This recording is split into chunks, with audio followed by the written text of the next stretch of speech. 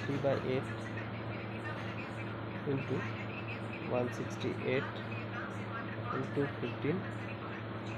divided 5 divided 5 মানে হচ্ছে 1/5, এটাকে ইন্টু করে দিতে পারবো,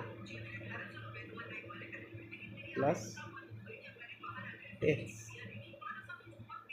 ইকুয়াল টু 549 ডিভাইড 9 মানে ডিভাইডেড 9 মানে বাই 9 করে দিলাম, প্লাস 235।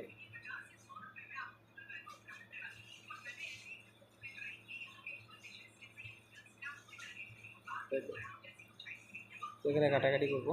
8 দিয়ে 168 কাটবো, 8 দুগুণে 16, 8 একে 1 মানে 3 into 21 হচ্ছে 63 into 15। আচ্ছা 15 যেটা ছিল সেটা 5 দিয়ে কাটবে 3, তাহলে এখানে 3 হয়ে যাবে শুধু, 63 into 3 plus x equal to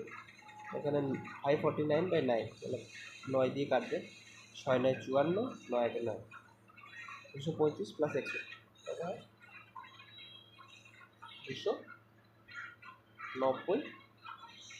আর 96, 296, তাহলে এক্স ইকুয়াল টু